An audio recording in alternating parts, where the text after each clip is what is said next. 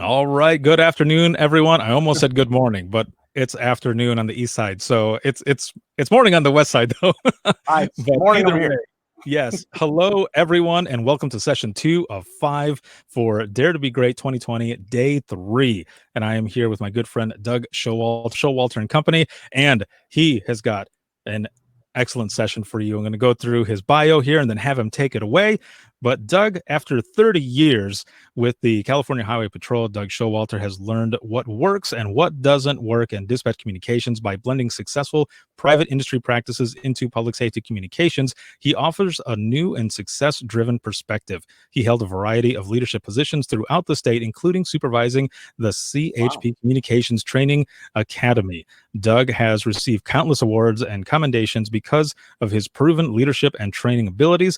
In 2015, he co-founded Showalter.company and has continued to build an exceptional national reputation as an in-demand speaker and trainer. Our company was founded on providing motivation and education using our 4 decades of real public safety experience. My friend, take it away.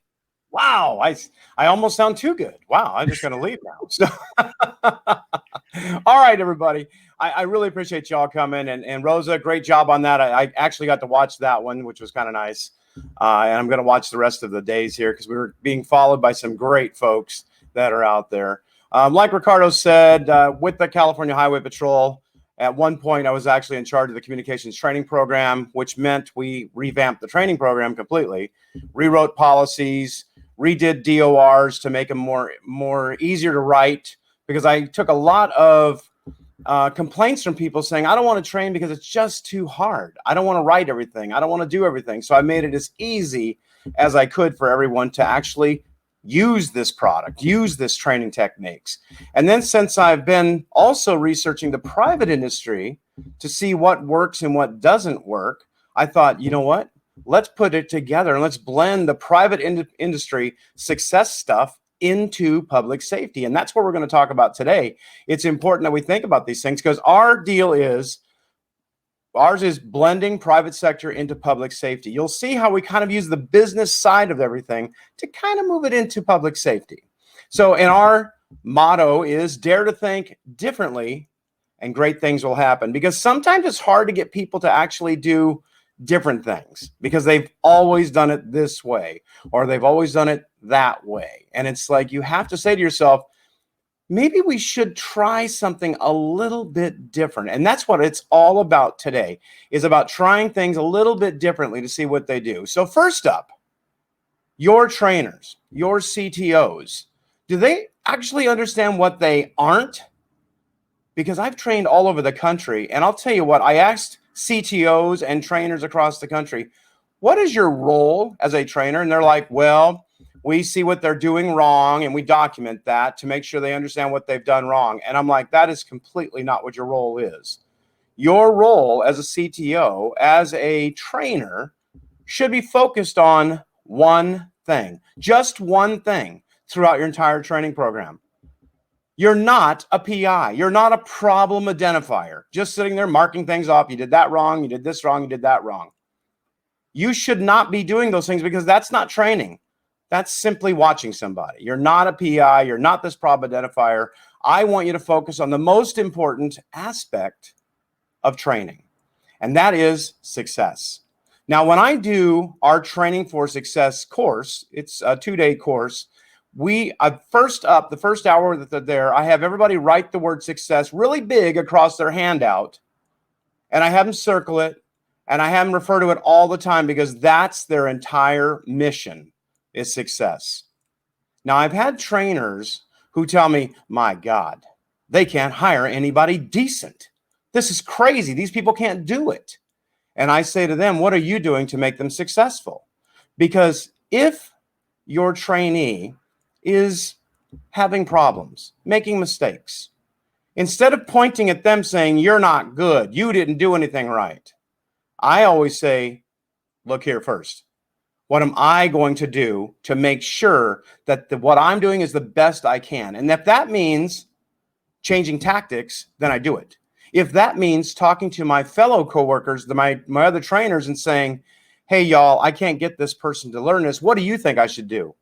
Instead of just giving up, your role should be focusing on success at all times.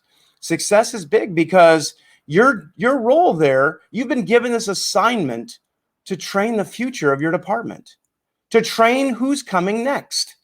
You don't want to just blow through people left and right. And I'm going to show you why that's so important today. To really remember your job is only success.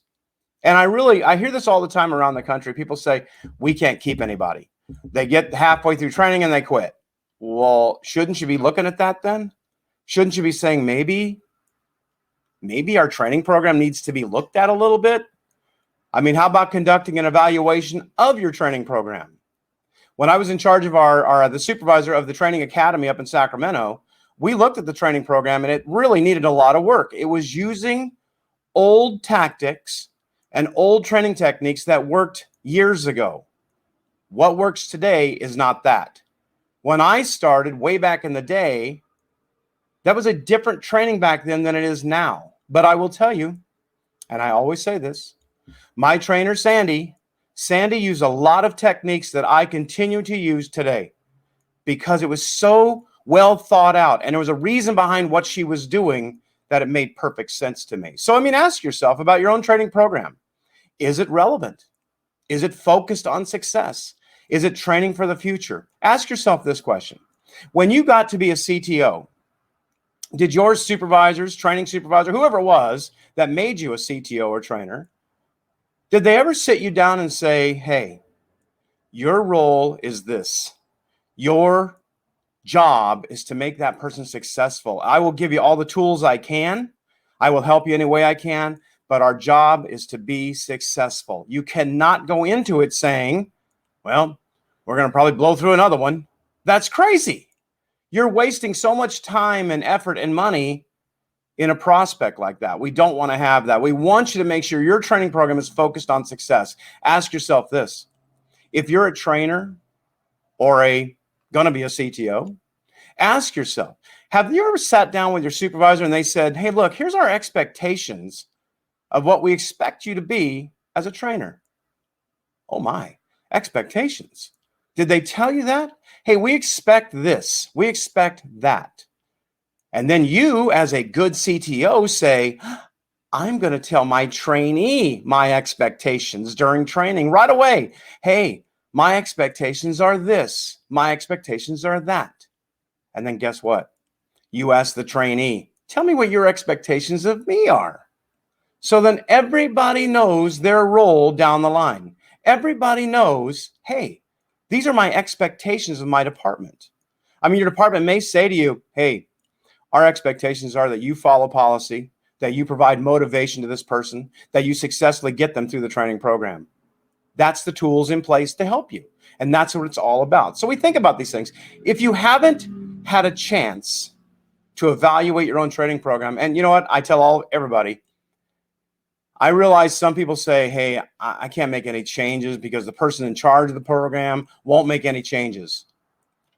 Listen to old Doug. All I'm saying is go in and be polite and be professional and say, hey, can I help make the program the best it can be? I've got some new ideas I'd love to try.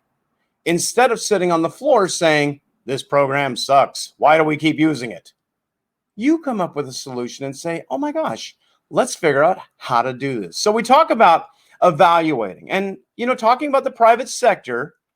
When companies refuse to evaluate their performance, the way they sell things, the way they do things, oh my gosh, it creates havoc.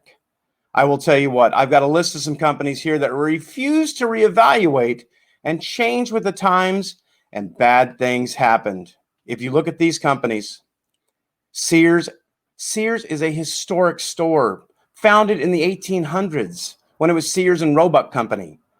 And this thing has been where their logo is, it's where America shops. And unfortunately, they didn't want to merge with the times and say, hey, not a lot of people want to go to the store. They want to get stuff delivered to their house immediately, like Amazon. And they said, no, we're not going to do that. The people will come to us. And you see what happened. Right before they went out of business, they merged with Kmart, who was already struggling. And now they took them out too. JCPenney, another store founded in the early 1900s. That's going out of business. There's a JCPenney in our town where I live that basically has given up. You see stuff everywhere on the floors. It's just laying there. They obviously don't care about their store anymore. They know they're going to close. So they're just, I don't care. They refuse to change with the times. How about Radio Shack? Remember Radio Shack? When you needed that weird little battery, that strange little contraption thing, you'd go to Radio Shack. Hey, do you have this? And they're like, of course we do. And you got this stuff. Radio Shack went out of business. Why? They refused to change with the times. I'll show you some companies that did better than that. Toys R Us. Toys R Us was the fastest liquidation of any place and any time. Lost everything, sold everything out. And one of my favorites was Blockbuster.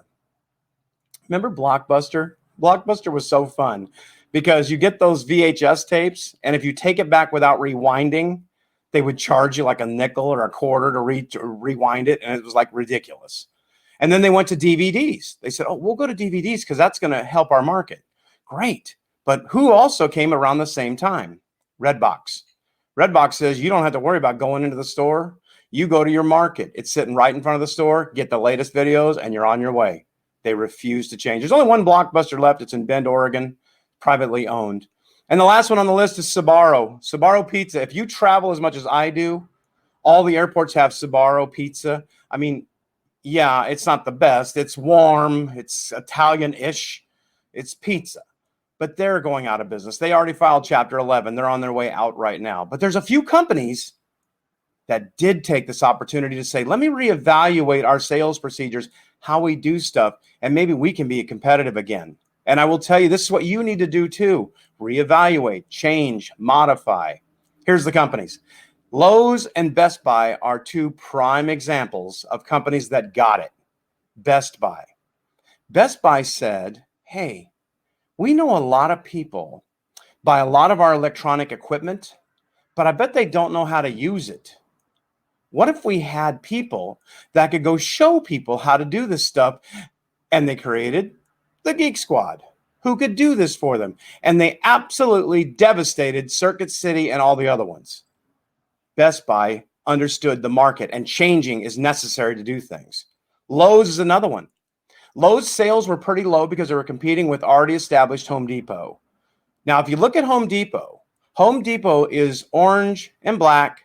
It looks like a garage because who is Home Depot marketing to? They're marketing to contractors, people who are going to go in and buy lumber and nails and leave. Lowe's said, I wonder who buys the most DIY products. They said, oh my gosh, research shows that women they buy the most consumer products of the DIY do-it-yourself industry. So they said, we need to make our stores look like a store. So if you go to Lowe's, it's very bright in there. The aisles are wide. There's salespeople everywhere. They got it. They understood change is necessary. The same with our training programs. Change is necessary. How about another thing impacting your centers? Retirements. A lot of baby boomers, like myself, are retiring. We're all leaving. When we leave, your agency is going to have a loss of leadership. All those people in leadership roles are going to go. You're going to lose a lot of experience. So you should consider yourself, if I'm training somebody, is the person I'm training the future of my department? 20 years from now, they're going to look back on that training with you and say, man, I hated training. It was terrible. Or are they going to look back and say, I'm so glad I had that trainer.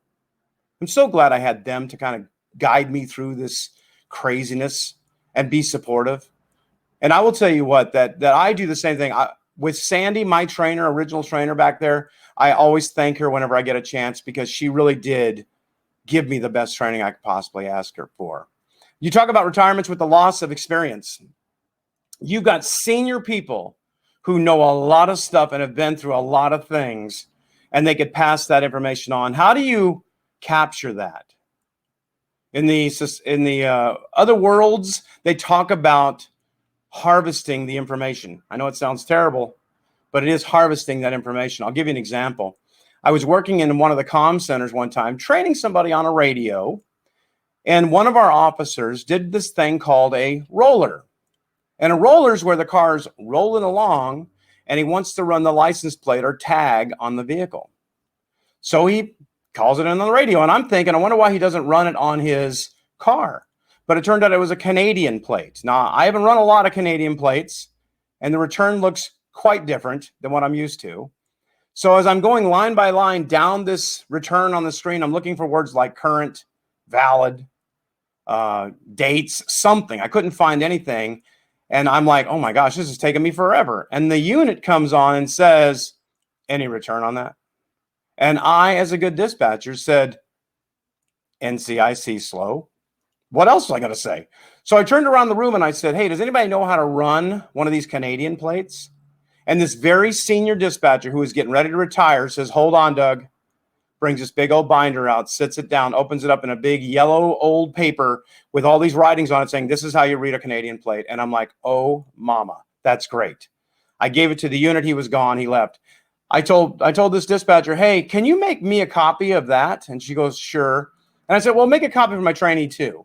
She goes, okay. And I said, hold on. What are you planning on doing with that big binder of all that great information you've collected for 30 plus years? And she said, probably throw it in the trash next week. And I'm like, oh, hell no. We want it. We want all that information. So she almost broke down in tears because she said nobody's ever asked her for it. And she had so many cool things in it. It was so great. But that's capturing that experience that would have walked out the door if we hadn't have done it. But just think, your trainees are going to be taking notes right now that they're going to use in the future too. What are they writing down? What's the information you're passing on to them? That's what it's all about. Well, in the business world, they have a thing called strategic business perspective. And that's determining how you view and solve issues based on results, not based on, well, that's how we've always done it. It's based on those things. And I challenge you to start using this strategic business perspective. Mostly, this comes down to two terms that I'm showing you on the screen right now.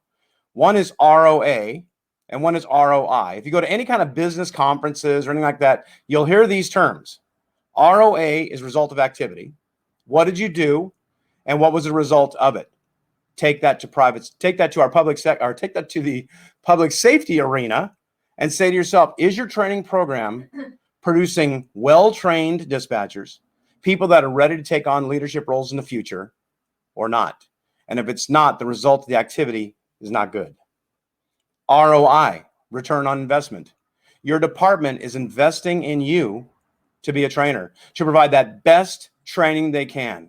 When somebody gets released, do they have a good foundation? Do they have a good ability of what they're doing out there or not? What's the department's return on their investment? They've invested in you. Hopefully, your entire department's investing in you, saying, what do you need to be successful? What do you need to be the best trainer you can be? We're investing in you, and we want that kind of thing. Do you ever think about what the cost of training is? No, probably not. Because most of us are just like, well, we work for the city, county, or state. They got plenty of money. Well, here's the bad news. If you calculate and do a cost analysis of how much it costs to recruit somebody, interview them, have them submit for a physical, drug screen, background check, that interview panel that's going to interview them, all of them got to be paid. They're going to now be on the floor getting benefits, getting a salary, so's the trainer. Calculate all that for 1 year out. Probably in most agencies, well over $100,000. If that person decides, I'm out, see ya, and leaves, what's the return on the investment? We've invested a lot of money, and that person's now gone because maybe the training wasn't geared to success. And that's what we're talking about. We want to make sure your department and you get that return on the investment. You're spending a lot of money. Now, a lot of people say, well, who cares? People are leaving left and right. That's fine.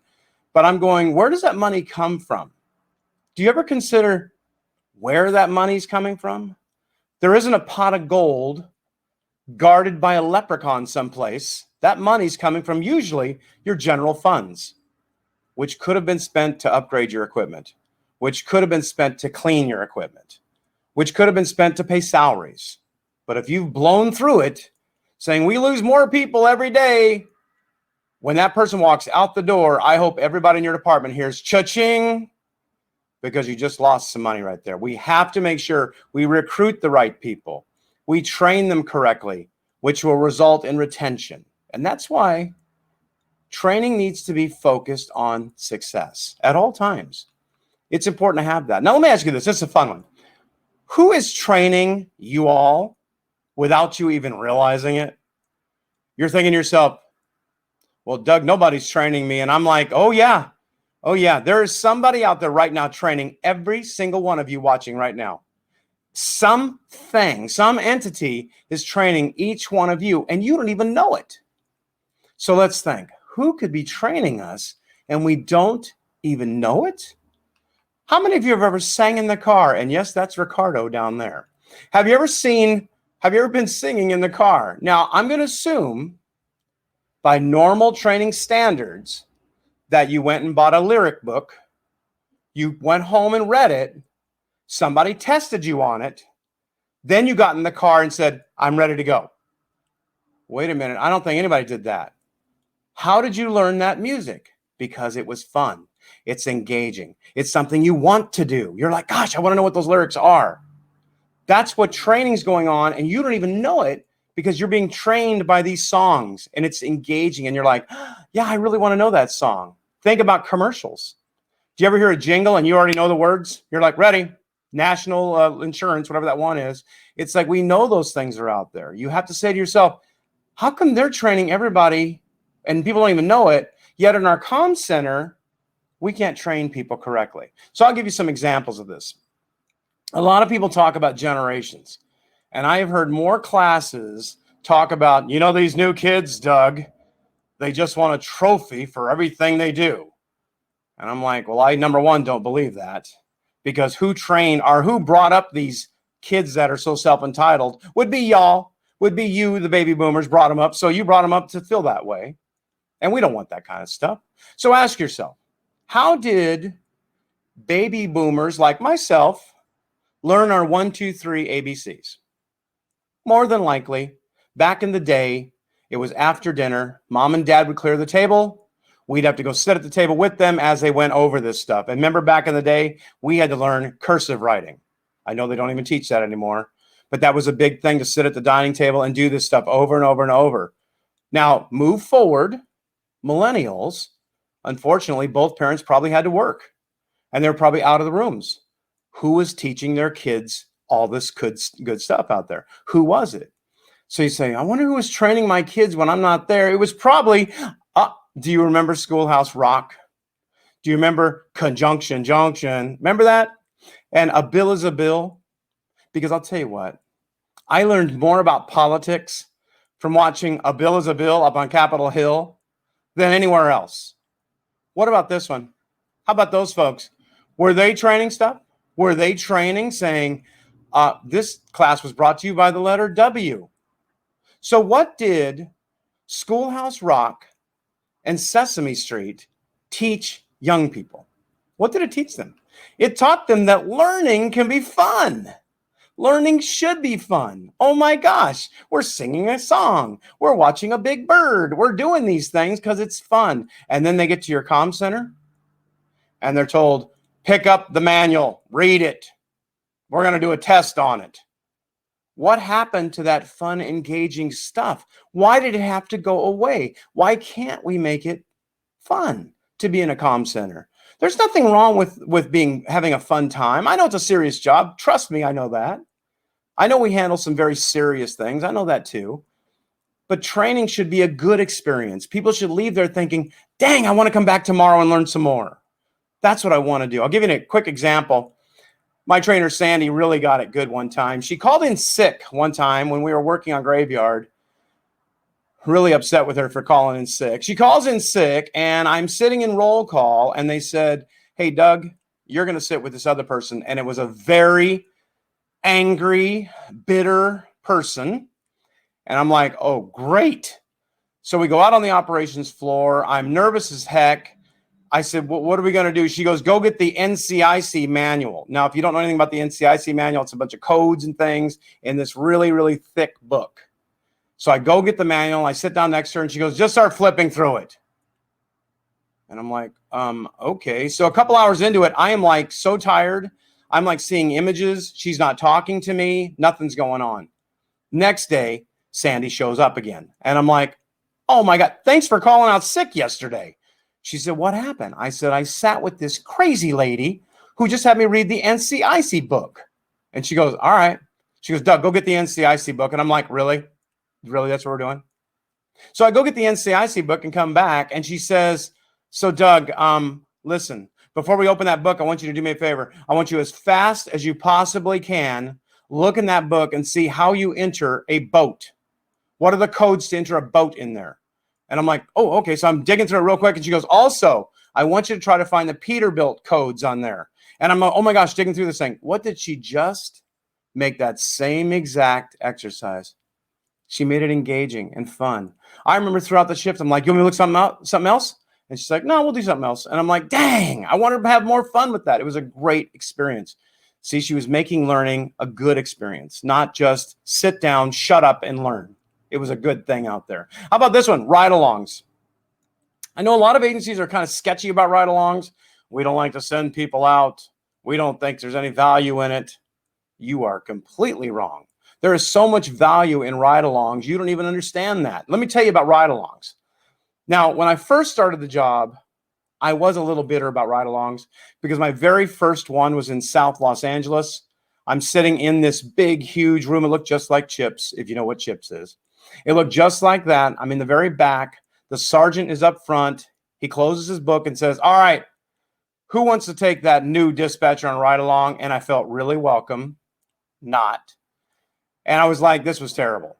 So later on, I went to a class where this lady was talking about making ride-alongs a useful training experience. And I'm like, ah, that makes sense to me.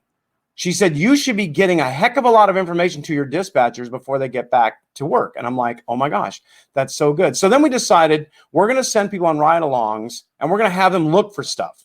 Ask the officer a bunch of questions. We're giving them this 2-sheet paper that has all these questions they have to ask that officer. Because you and I both know, if I send a brand new officer on a ride-along, or I'm sorry, brand new dispatcher on a ride-along with an officer, you know they're going to get in the car and the officer's going to go, what do you want to see? And the new person's going to go, I don't know. That's not going to get anything. So we made sure we make it to where they have to bring the sheet of papers and ask questions as they're doing these things. And P.S., if you want copies of that stuff, just email us and I'll be glad to send it to you. But we have them go out for, and I'll give you the real tactical reason we have them go out. In my department, I've been around for several officers that have been murdered. It's horrible. It's terrible. But some citizen came on the radio in that car, and I thought, man, if our dispatchers don't know how to work that radio and some poor citizen's trying to talk to us, it's not going to work. So when they get in that patrol car, our dispatchers now know how to work that radio. It's a very complicated radio. They now know how to work it. And in my area that I just retired from, I gave them our little camera, a little digital camera, and I said, just go out, and when you see weird things or landmarks or whatever, just take a picture of it. And they're like, oh, okay. And I'm like, ask the officers, show me this, show me that. We have a lot of weird landmarks in our town, a lot of very unusual landmarks. So we have them go out and take pictures of these things. And I'll tell you what we do with the pictures in a second here. But that's the 2 sheets of paper. I know it's small to see, trust me.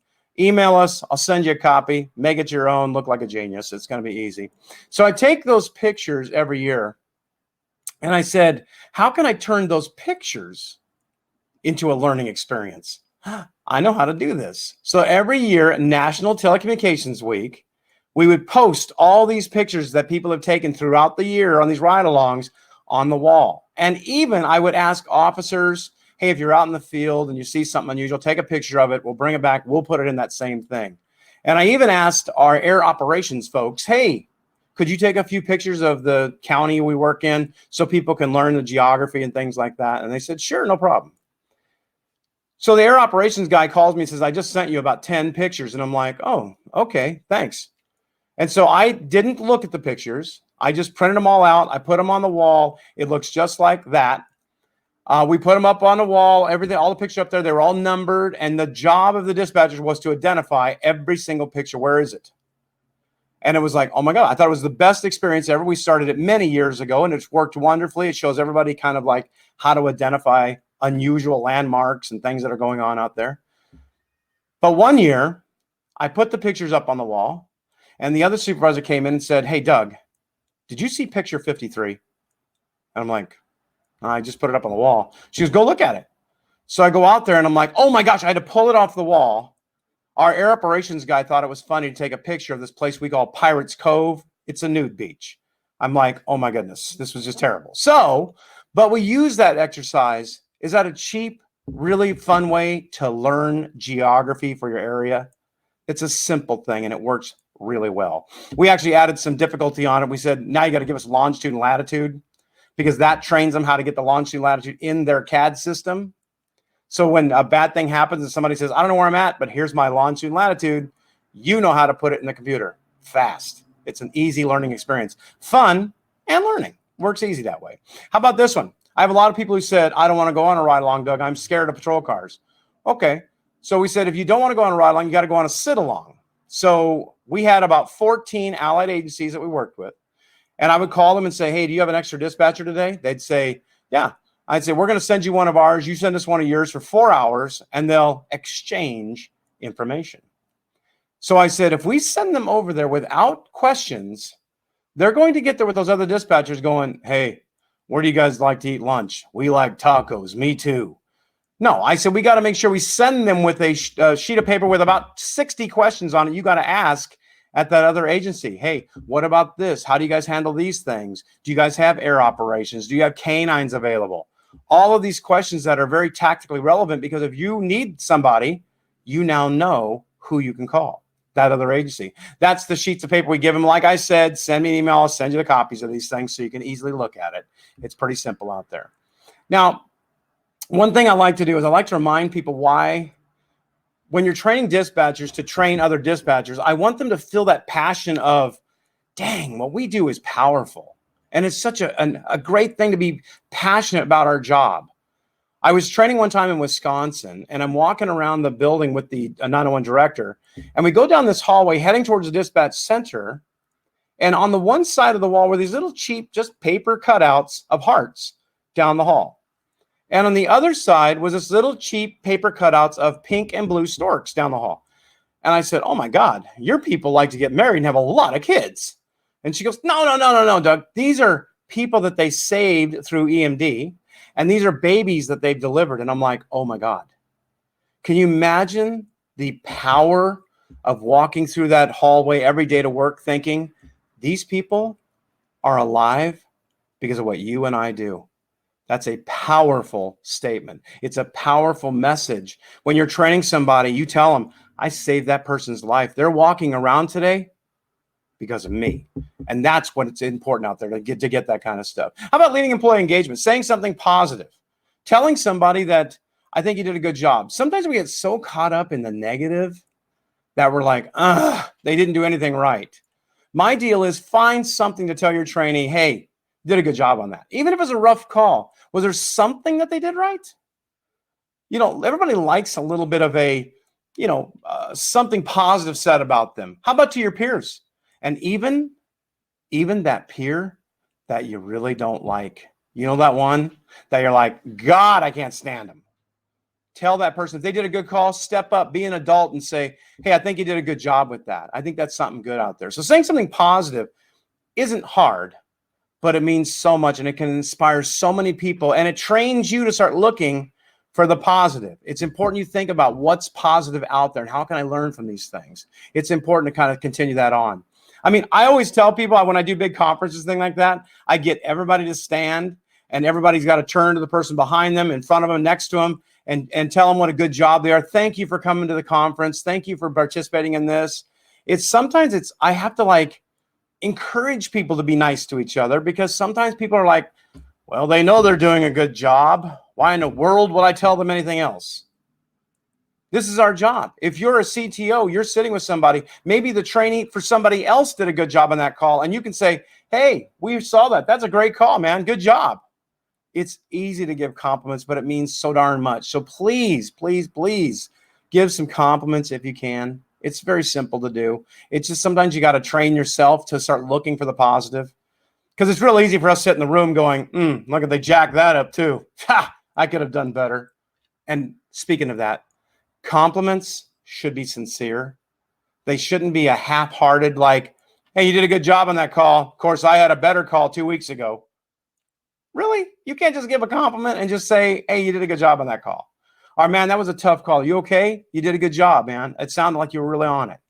It's a simple thing. These compliments are very easy out there. How about some DOR writing tips?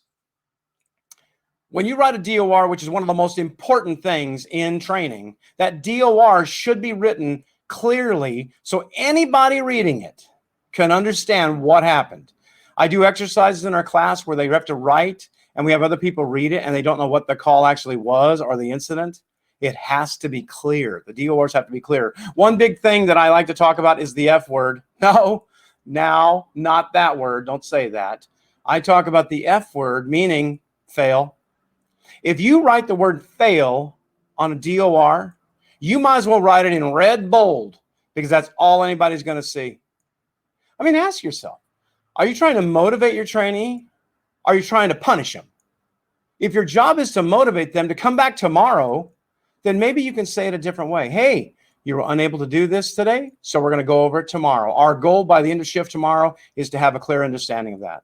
That's so much better than the F word. Just avoid that word fail.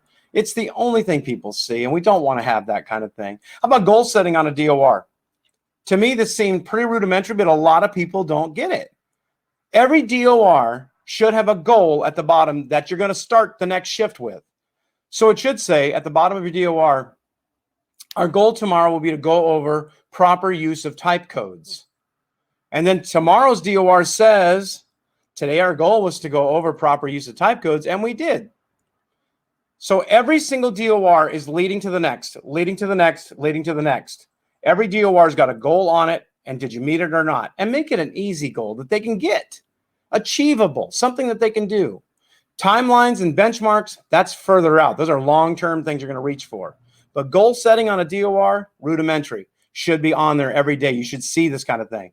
I always, as a supervisor, I would see a new person get ready to walk out of the shift, leaving for the day. And I'd say, hey, what's your goal for tomorrow? And they say, oh, I got to go over this.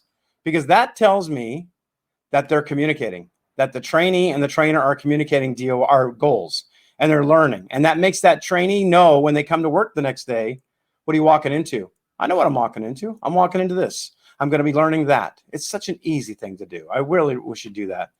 You know, finally, I want to tell you that I hope each of you appreciate the gift you've been given. The gift of public service. I know sometimes it doesn't seem like it, but it really is.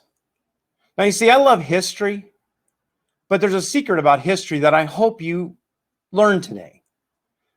The secret about history is this. History doesn't just go backward. Nope. History goes forward too. All those great things that haven't happened yet, that's just history waiting to be written down. This is why your job is so powerful. You're like that signpost at the fork in the road.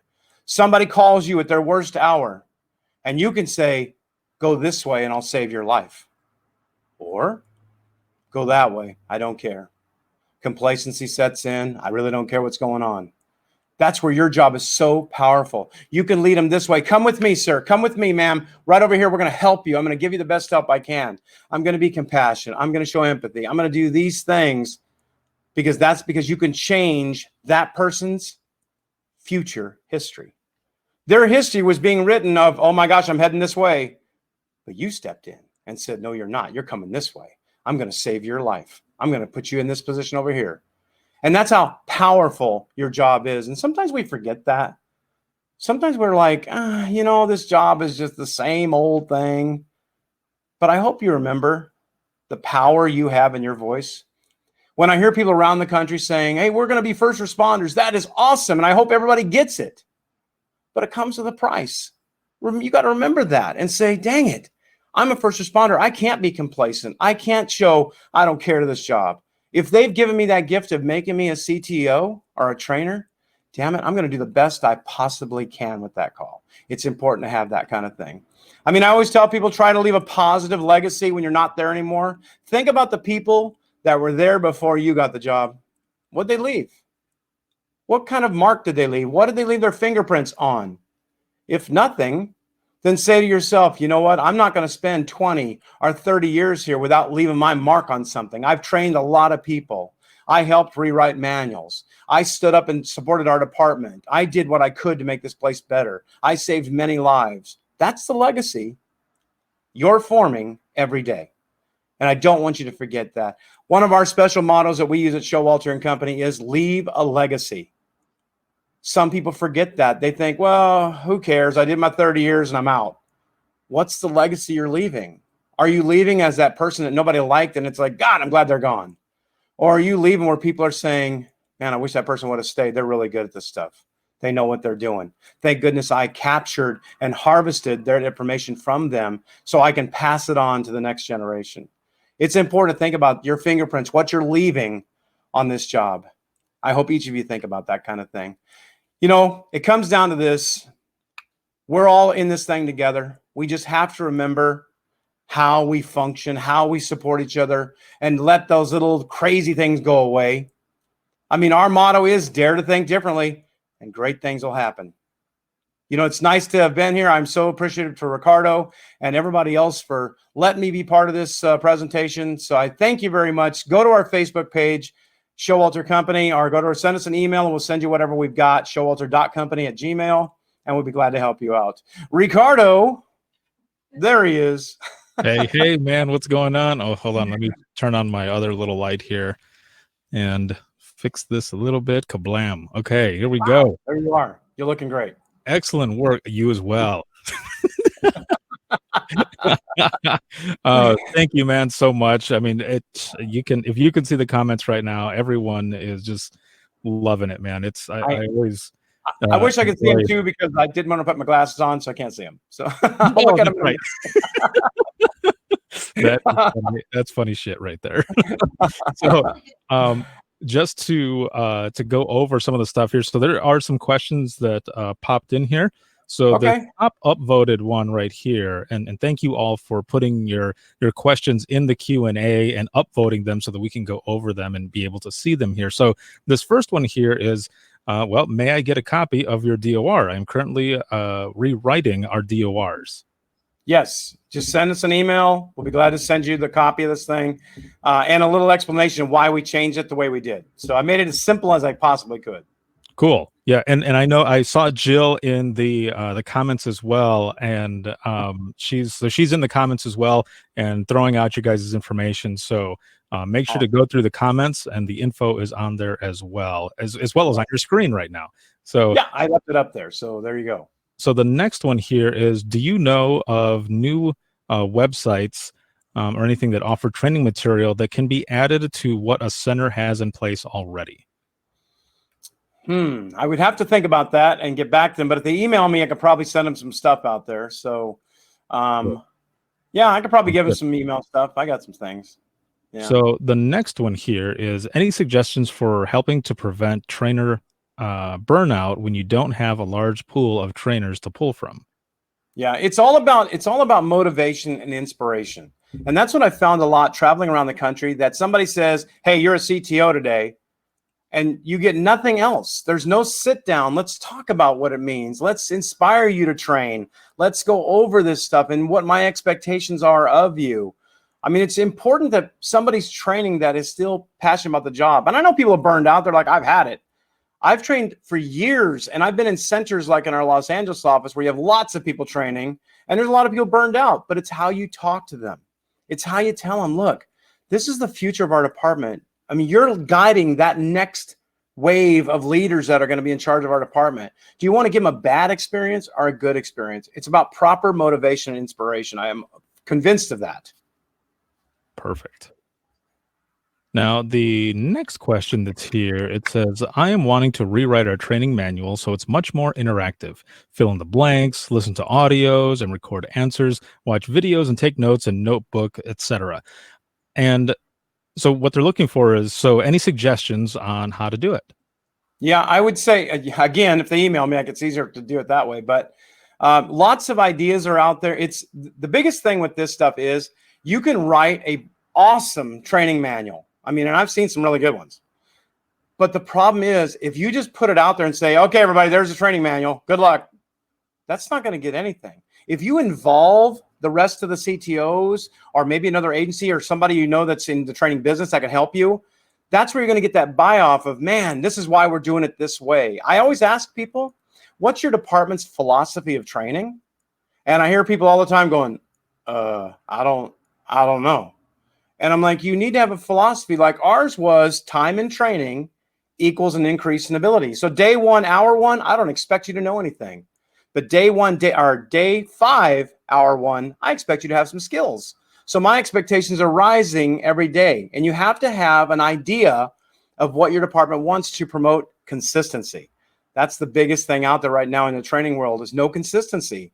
This shift does it that way. This person does it this way. It's important to have that. All right. The next one that's here is so someone is asking if we can share this video with our training team. If the video that you're talking about is the replay of what we're doing right now, if you have them register, they will have access to the replays indefinitely. They are up there until I take them down.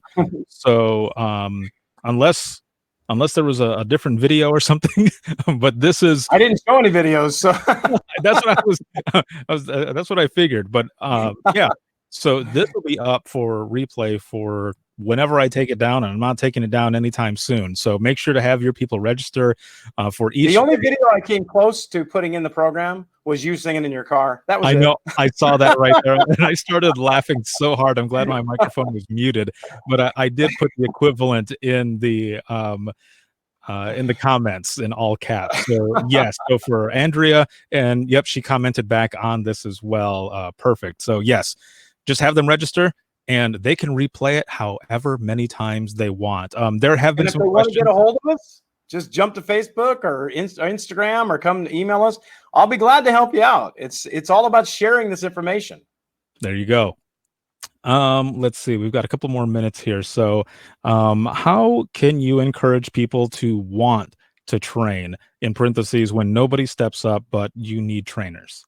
Yeah, I've had centers that have gone through really bad experiences where they've had calls go really badly, and the person's on the news and they're talking about this person was not trained correctly, and it inspires the rest of people to say, "You want to be on the news? Do you?" Nobody wants to be on the news like that. You want to understand. And I go back to the power of motivation to somebody. You don't just tell somebody, Tuesday you're training, Bill. You work Bill for a while talking about the importance of why we're asking him to train, why he's got this experience that we need him to push forward to somebody else. And damn it, I do trust what you're thinking about, Bill. I think you're going to do a good job at this. Let me tell you about my expectations, and then you tell me yours. What do you need to be a best trainer out there? It's all about that motivation. I think people just forget that and you just throw it at somebody. You're a CTO. Okay, what do I do with it? Excellent, man. Stuff. I should have said EOS in a story. So the other thing too that's good about this, that in the Q&A, is every time I ask you a question and you go to answer, I have a way to put out there to click, so that when people go into the replays, all they have to do is click again, and in the answered, and it'll go exactly to the spot where you started answering the question. So it is. Wow. This is some technology going on here. Hey, hold on. Wow. And yeah, it's an excellent way to do it on here. So it looks like, I believe that was all the questions. So I just want to go over with you, though, really quick, the polls. So you had asked in the beginning, do you think your current training program is built for success? And the majority, 131 votes, 63.3% put it could use some work. And the next, well, it's like, Ricardo, it's like any policy manual or guidebook or whatever. It should be a fluid document, changing with the times. Things are changing all the time. We have to update this stuff. A lot of people say, I don't want to write a manual. Well, let's all work together collaboratively and write this darn thing. For sure. The next poll that you had on there was, when was the last time your training program was reviewed? And 69.5% said in the last year, 141 votes. So that is good. Yeah, that's good. That's really good. I mean, and again, because I've been all over the country training this kind of stuff, I hear people say, yeah, they revised our training manual. I mean, I don't even know who did it. Well, wait, they didn't involve y'all? It's like they just wrote it themselves, and they're like, yeah, it came down from, I guess, the mountains. It came down to them. And I'm like, that training manual should be talked to about before you print it out. It should be told, what do you think about this? When we wrote our manuals, I called lots of folks around the state saying, hey, take a look at this chapter. What do you think? Is this right or wrong? Or how do you think we should change it? I mean, we asked a lot of people for their input. So when we finally got released, they said, okay, this works. This is good. You know, what's good, there was not one vote for the last answer, which was, we have a training program. It's funny. I taught last year at a place, I don't want to say which one it was, but they said their training manual has been in the works for 5 or 6 years. And I'm like, good Lord, 5 or 6 years. What are they writing? The 10 Commandments? It's like, wow. The great American novel, you know? Yeah. Wow. Well, awesome, man. Thank you so much for being part of this and for just everything that both you and Jill do for everything with Showalter.company, what you do for the 911 community. It is awesome. And to, just be present while you speak. Everybody loved it just in the comments. When you go back to see it, check out the comments, man. There's so much praise for it. So thank you so much again for doing it. I appreciate the opportunity you guys gave us to be part of this thing. And I will tell you that I can't wait to watch the rest of the performances or presentations, whatever you want to call them. I just can't wait to watch them because it's so cool to have everybody sharing this information. I love that kind of stuff. It is awesome. So I appreciate it. Thank you. And for those who are watching right now, we are going to be switching over to session 3 of 5, and that's going to be with Luz Martinez, and that's going to be at 1:30 p.m. Eastern time, and it is going to be excellent. So I'm going to end this broadcast here, and it's going to quickly go into the replay, but as always, I will bring you over with me to the next session. I will see you then. Thanks, everybody. Thank you.